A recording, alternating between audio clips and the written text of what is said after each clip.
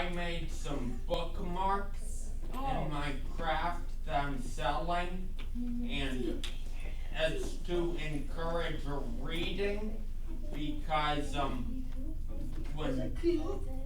what? Your bookmark, is it cute? Well, cute is in the eyes of the beer holder. See, I've got big ones like this. Let me see.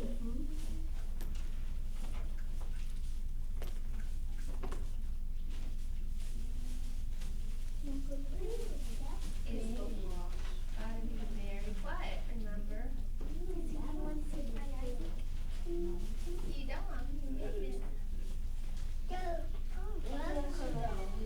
How is everybody? Good.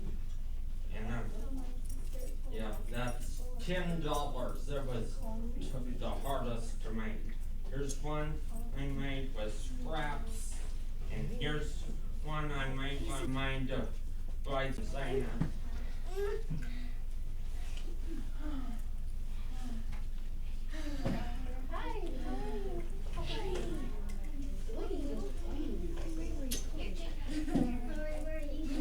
now, Miss Cross.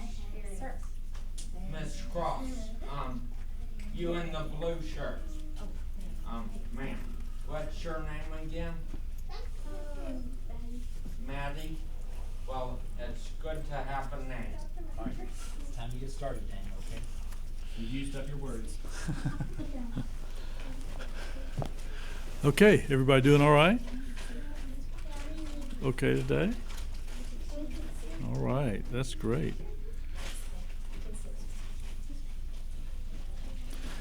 Do you remember what happened, where we are in the story? Do you remember? Edmund is with the witch. What about the other three children? Where are they? They were at the stone table with the lion, with Aslan. And so now we're going to pick up where Edmund he is not having any fun at all, is he? He's having the opposite of what they're having. That's exactly right. It's worse and worse for Edmund every time. So, that's where we start today. This is chapter 13. Huh? Yeah. He's taken the place of the reindeer, didn't he? Edmund did, yeah. It's bad. He's learning about the witch, and the witch is not nice. He thought she was, but she's not. All right, this is chapter 13. Deep Magic from the Dawn of Time. Now we must go back to Edmund. When he had been made to walk far further than he had ever known that anybody could walk, the witch at last halted in a dark valley, all overshadowed with fir trees and yew trees. Edmund simply sank down and lay on his face, doing nothing at all, and not even caring what was going to happen next, provided they would let him lie still. He was too tired even to notice how hungry and thirsty he was. The witch and the dwarf were talking close beside him in low tones. "No," said the dwarf. "It's no use now, O Queen. They must have reached the stone table by now." "Perhaps the wolf will smell us out and bring us news," said the witch. "It cannot be good news if he does," said the dwarf. "4 thrones in Cair Paravel," said the witch. "How if only 3 were filled? That would not fulfill the prophecy." "What difference would that make now that he is here?" said the dwarf. He did not dare even now to mention the name of Aslan to his mistress. "He may not stay long, and then we would fall upon the 3 at Cair." "Yet it might be better," said the dwarf, "to keep this one." And here he kicked Edmund. "For bargaining with." "Yes, and let him and have him rescued," said the witch scornfully. "Then," said the dwarf, "we had better do what we have to do at once." "I would like to have done it at the stone table itself," said the witch. "That is the proper place. That is where it has always been done before." "It will be a long time now before the stone table can again be put into its proper use," said the dwarf. "True," said the witch, and then, "Well, I will begin." At that moment, with a rush and a snarl, a wolf rushed up to them. "I have seen them. They are all at the stone table with him. They have killed my captain, Fenris Ulf. I was hidden in the thickets and saw it all. One of the sons of Adam killed him. Fly, fly!" "No," said the witch. "There need be no flying. Go quickly. Summon all our people to meet me here as speedily as they can. Call out the giants and the werewolves and the spirits of those trees that are on our side. Call the ghouls and the boggles and the ogres and the minotaurs. Call the cruels, the hags, the spectres, and the people of the toadstools. We will fight. What, have I not still my wand? Will not their ranks turn into stone even as they come on? Be off quickly. I have a little thing to finish here while you are away." The great brute bowed its head and turned and galloped away. "Now," said she, "we have no table. Let me see. We had better put it against the trunk of a tree." Edmund found himself being roughly forced to his feet. Then the dwarf set him with his back against a tree and bound him fast. He saw the witch take off her outer mantle. Her arms were bare underneath, and were terribly white. Because they were so very white, he could not see much else. It was so dark in this valley under the dark trees.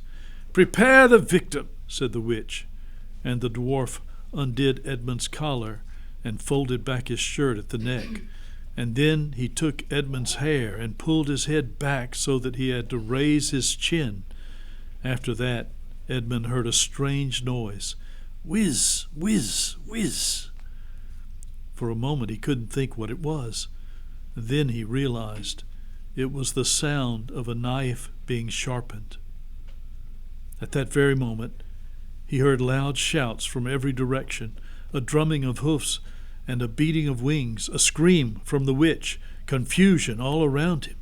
And then he found he was being untied. Strong arms were round him, and he heard big, kind voices saying things like, "Let him lie down. Give him some wine. Drink this. Steady now. You'll be all right in a minute."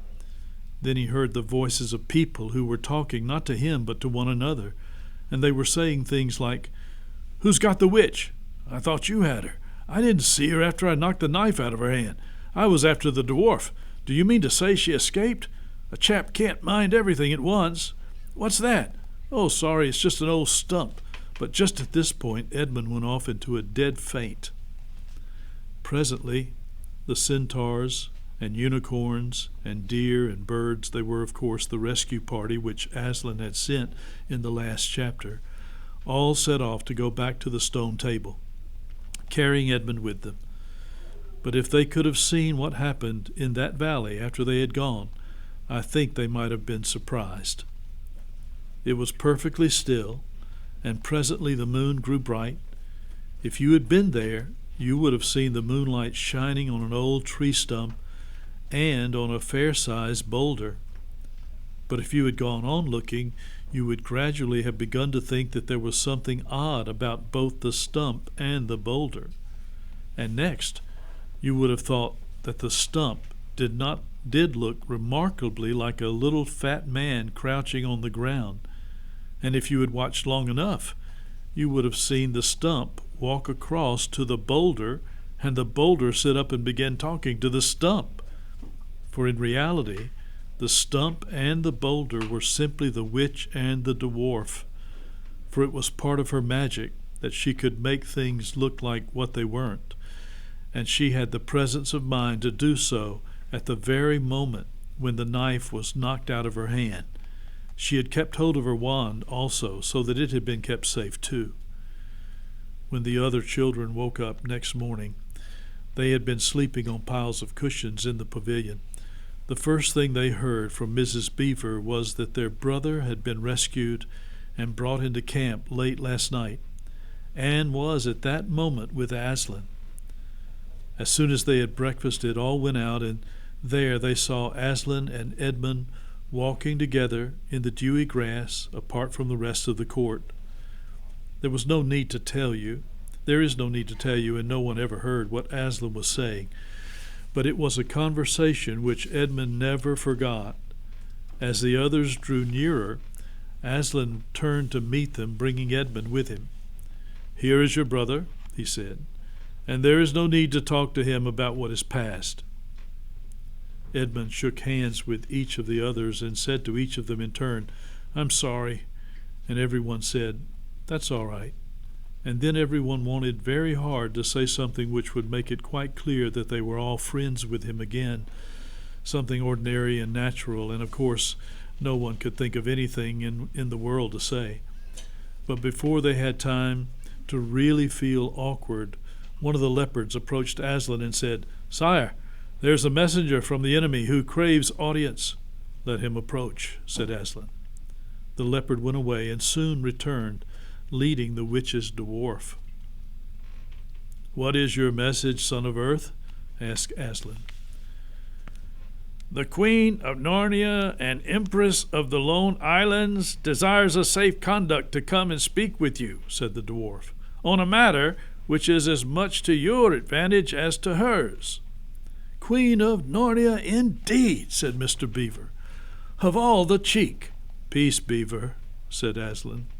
"All names will soon be restored to their proper owners. In the meanwhile, we will not dispute about noises. Tell your mistress, son of Earth, that I will grant her safe conduct on condition that she leaves her wand behind her at the great oak." This was agreed to, and the two leopards went back with the dwarf to see that the conditions were properly carried out.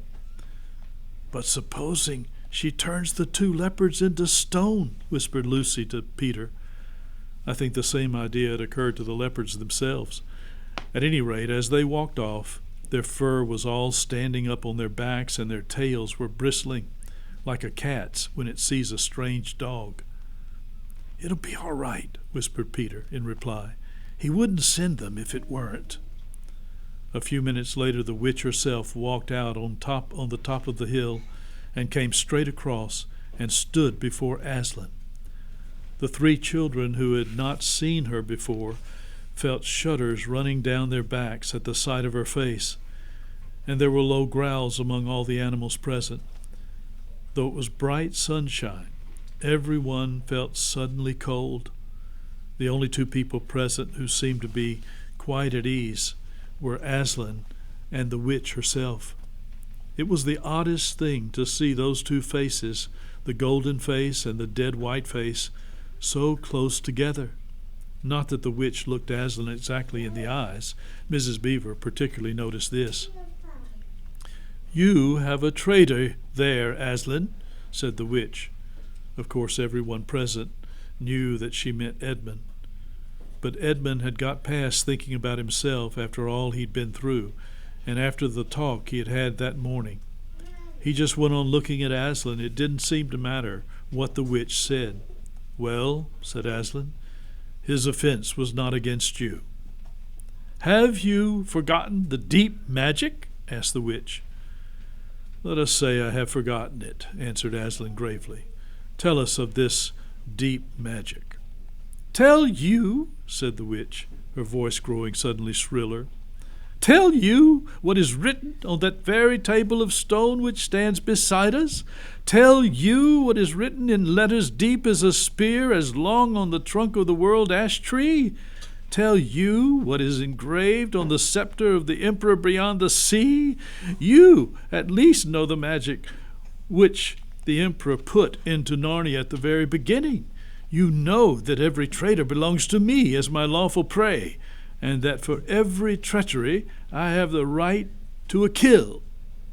"Oh," said Mr. Beaver, "so that's how you came to imagine yourself a queen, because you were the emperor's hangman, I see." "Peace, Beaver," said Aslan with a very low growl. "And so," continued the witch, "that human creature is mine. His life is forfeit to me. His blood is my property." "Come and take it then," said a bull with a man's head in a great bellowing voice. "Fool," said the witch with a savage smile that was almost a snarl. "Do you really think your master can rob me of my rights by mere force? He knows the deep magic better than that. He knows that unless I have blood, as the law says, all Narnia will be overturned and perish in fire and water." "It is very true," said Aslan. "I do not deny it."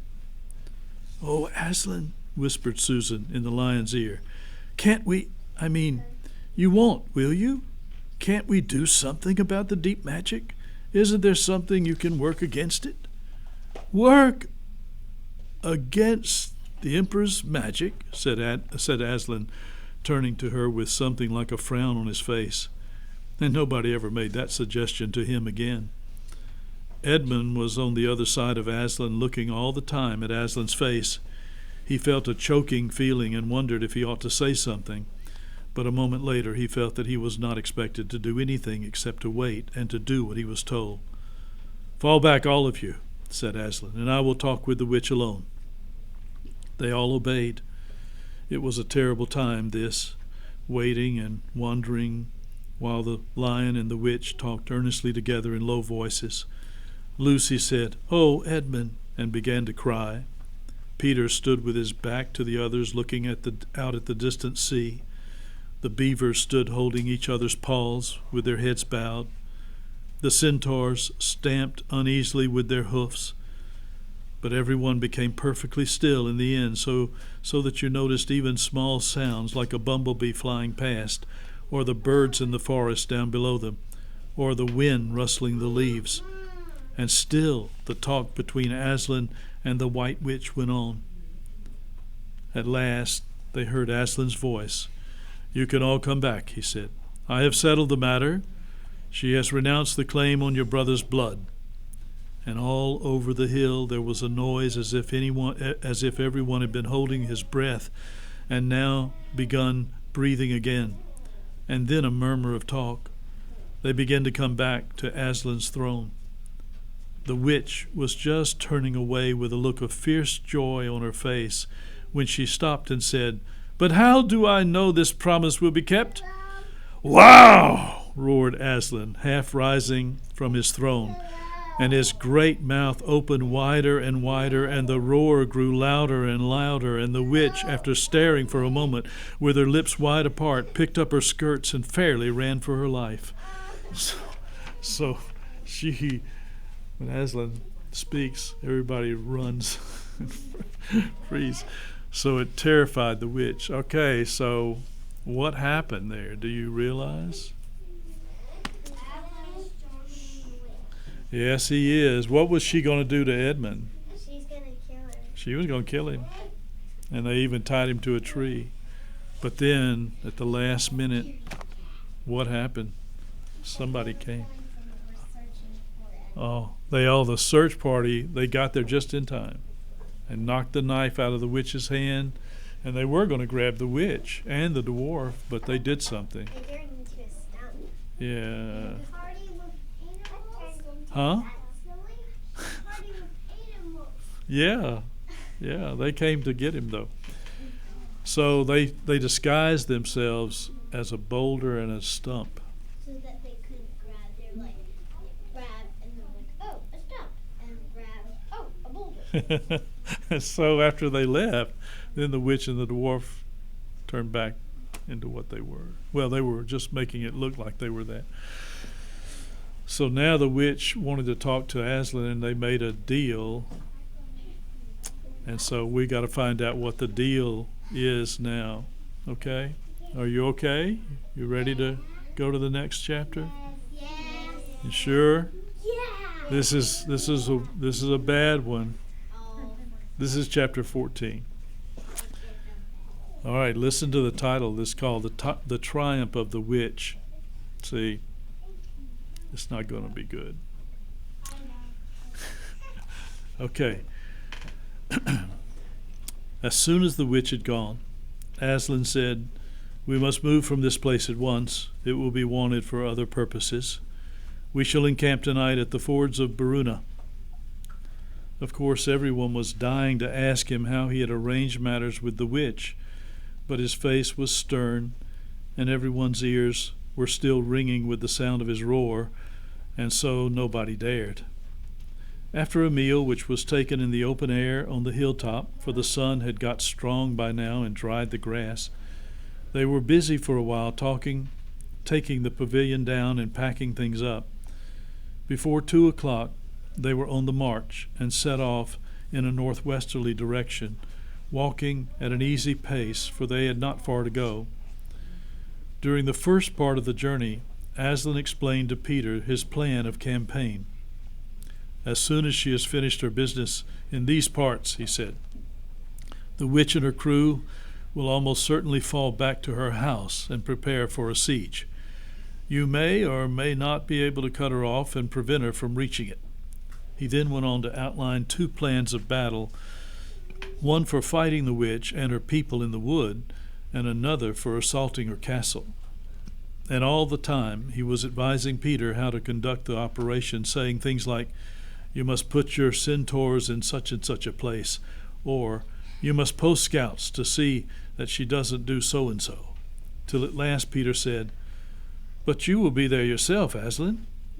"I can give you no promise of that," answered the lion, and he continued giving Peter his instructions.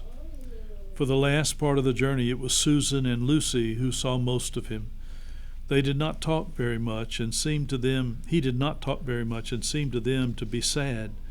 It was still afternoon when they came down to a place where the river valley had widened out and the river was broad and shallow. This was the fords of Baruna, and Aslan gave orders to halt on this side of the water. But Peter said, "Wouldn't it be better to camp on the far side, for fear she should try a night attack or anything?" Aslan, who seemed to have been thinking about something else, roused himself with a shake of his magnificent mane and said, "Eh? What's that?" Peter said it all over again. "No," said Aslan in a dull voice, as if it didn't matter. "No, she will not make an attack tonight." And then he sighed deeply.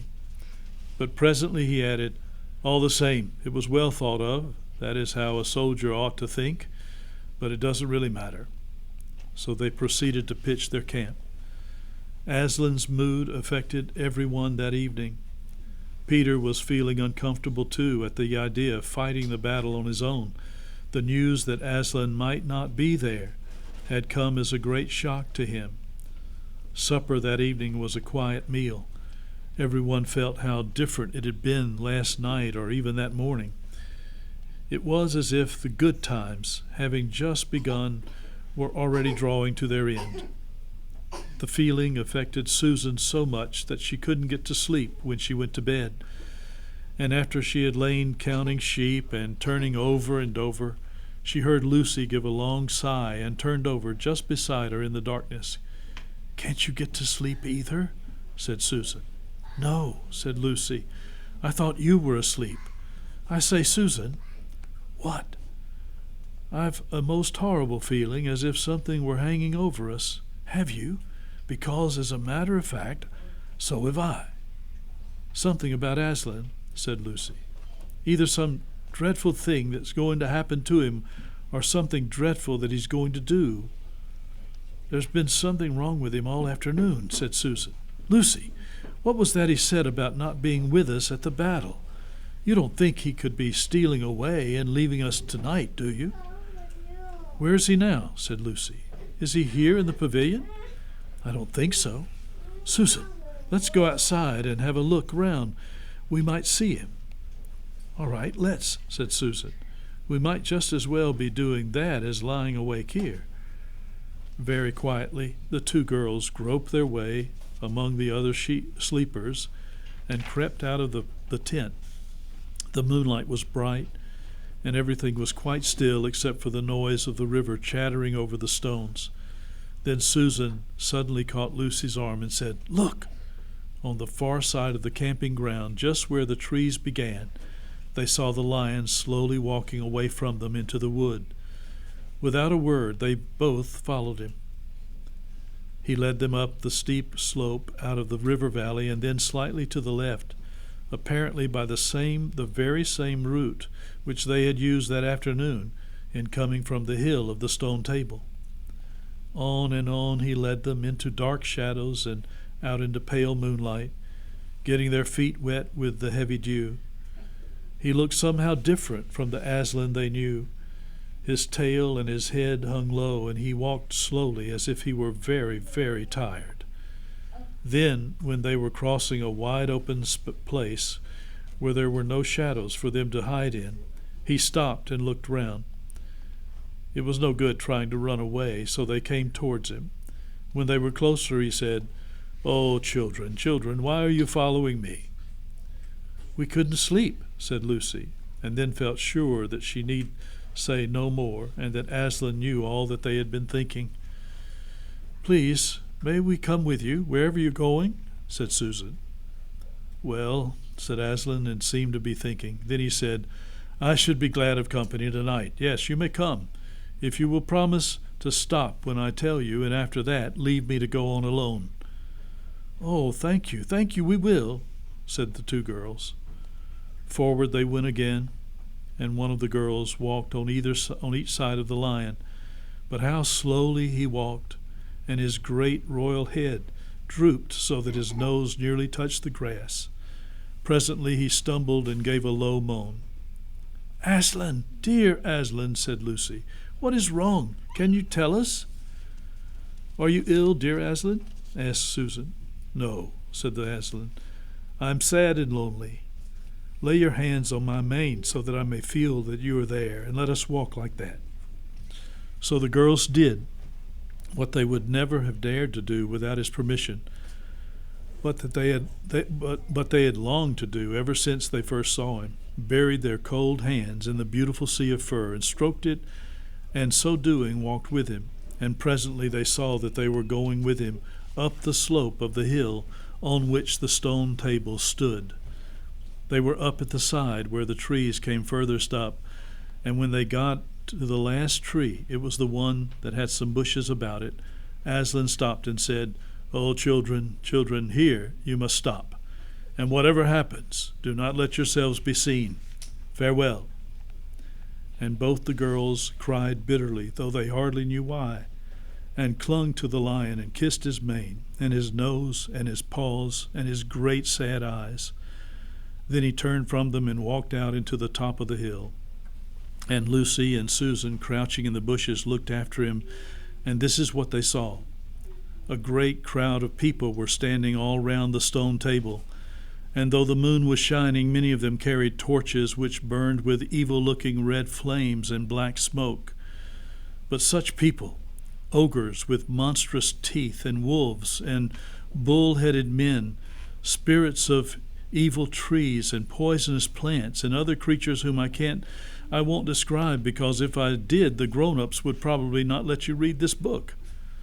Cruels and hags and incubuses and wraiths, horrors and ifrits and sprites, orkneys, wooses and etons. In fact, here were all those who were on the witch's side and whom the wolf had summoned at her command. And right in the middle, standing by the table, was the witch herself. A howl and a gibber of dismay went up from the creatures when they first saw the great lion pacing towards them, and for a moment the witch herself seemed to be struck with fear, and then she recovered herself and gave a wild, fierce laugh. "The fool!" she cried. "The fool has come! Bind him fast!" Lucy and Susan held their breaths, waiting for Aslan to roar and his spring upon his enemies. But it never came. 4 hags, grinning and leering, yet also at first hanging back and half afraid of what they had to do, had approached him. "Bind him, I say!" repeated the White Witch. The hags made a dart at him and shrieked with triumph when they found that he made no resistance at all. The others, evil dwarfs and apes, rushed in to help them, and between them they rolled the huge lion round on his back and tied all his 4 paws together, shouting and cheering as if they had done something brave, though had the lion chosen one of those paws, could have been the death of them all. But he made no noise, even when the enemies, straining and tugging, pulled the cords so tight that they cut into his flesh. Then they began to drag him toward the stone table. "Stop!" said the witch. "Let him first be shaved." Another roar of mean laughter went up from her followers as an ogre with a pair of shears came forward and squatted down by Aslan's head. Snip, snip, snip went the shears, and masses of curling gold began to fall to the ground. Then the ogre stood back, and the children, watching from their hiding place, could see the face of Aslan looking all small and different without its mane. The enemies also saw the difference. "Why, he's only a great cat after all," cried one. "Is that what we were afraid of?" said another. And they surged round Aslan, jeering at him, saying things like, "Puss, puss, poor pussy," and "How many mice have you caught today, cat?" and "Would you like a saucer of milk, pussums?" "Oh, how can they?" said Lucy, tears streaming down her cheeks. "The brutes, the brutes!" For now that the first shock was over, the shorn face of Aslan looked to her braver and more beautiful and more patient than ever. "Muzzle him," said the witch. And even now, as they worked about his face, putting on the muzzle, one bite from his jaws would have cost 2 or 3 of them their hands, but he never moved. And this seemed to enrage all the rabble. Everyone was at him now. Those who had been afraid to come near him even after he was bound began to find their courage, and for a few minutes the 2 girls could not even see him, so thickly was he surrounded by the whole crowd of creatures, kicking him and hitting him and spitting on him and jeering at him. At last the rabble had had enough of this. They began to drag the bound and muzzled lion to the stone table, some pulling and some pushing. He was so huge that even when they got him there, it took all their efforts to hoist him onto the surface of it. Then there was more tying and tightening of cords. The cowards, sobbed Susan. "Are they still afraid of him even now?" When once Aslan had been tied, and tied so that he was really a mass of cords on the flat stone, a hush fell on the crowd. 4 hags, holding 4 torches, stood at the 4 corners of the table. The witch bared her arms as she had bared them the previous night when it had been Edmund instead of Aslan. Then she bent to whet her knife. It looked to the children, when the gleam of the torchlight fell on it, as if the knife were made of stone, not of steel, and it was a strange and evil shape. At last she drew near. She stood by Aslan's head. Her face was working and twitching with passion, but he looked up at the sky, still quiet, neither angry nor afraid, but a little sad. Then, just before she gave the blow, she stooped down and said in a quivering voice, "And now who has won? Fool, did you think that by all this you would save the human traitor? Now I will kill you instead of him, and our pact was, and so the deep magic will be appeased. But when you are dead, what will prevent me from killing him as well? And who will take him out of my hand then? Understand that you have given me Narnia forever. You have lost your own life, and you have not saved his. In that knowledge, despair and die." The children did not see the actual moment of the killing. They couldn't bear to look, and it covered their eyes.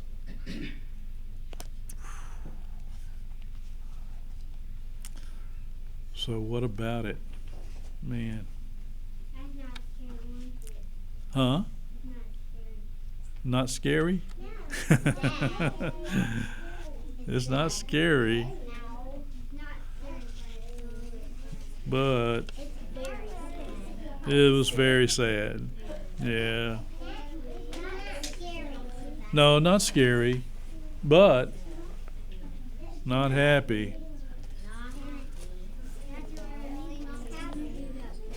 So now what happens? All right, next week we have 3 chapters left in the book. So I think that we can finish it next week. Okay? That be okay? So, chapter 15, 16, and 17 are the ones that are left. So, you know what's going to happen, right? Everybody knows. No, you don't? Okay, that's good though, Dominic. You can learn. Well, that's good. Well, Trinity, you can learn. This will be fun then, because it's good to know. Well, that's good. That's the way it should be. I only know that one book because Naomi had one book that was Narnia. Oh, okay. You only know one of the books of We Narnia? have more than one. We have a movie of Narnia. Whoa. Yeah, we do too. We have picture books, we have all the chapter books, and we have a All right, let me ask you this though. Do you like the book or the movie better? I'm not reading the book. Oh, okay. Movie. The movie? I never seen the movie, so the books are better. The books are better. Yeah, the books are better, I think. So the books. Solly knows. I haven't seen the movie of Narnia, so I don't know which one to choose. Yeah, but it's always best to read the book first. Read the book first. I think I read the book before I saw it. Did you? I'm Uh-huh. gonna read this next book after The Lion and the Witch and the Wardrobe. Well, I don't know. We'll have to see. I hope we do. You think? That would be a good thing? Great. We can do something else. But anyway, so now we're coming toward the end of this first book. So the bad guys are winning right now. And, huh? After this, it's only 3 chapters left. So we'll finish it next week. We'll have to read a little bit faster. Yeah, yeah. Okay, so that's what we'll do. We'll finish up next week, and then you have, I think you're going to have DYC, right, Mr. Ritchie? After that, so you'll have DYC again, and then maybe sometime we can start another book. Okay, let's pray, and we'll go. Let me pray for us. Heavenly Father, thank you again for letting us be together. Thank you again for giving us good books to enjoy. And we thank you for your blessings in every way to give us men and women who can read, who can write, and things that we can read that are fun to read and help us to learn about life and about you. Help us now to enjoy the rest of this day. Protect us and uphold us and bless us so that we can glorify you in everything that we do and say. For Jesus' sake, amen. Okay, I will see you next week.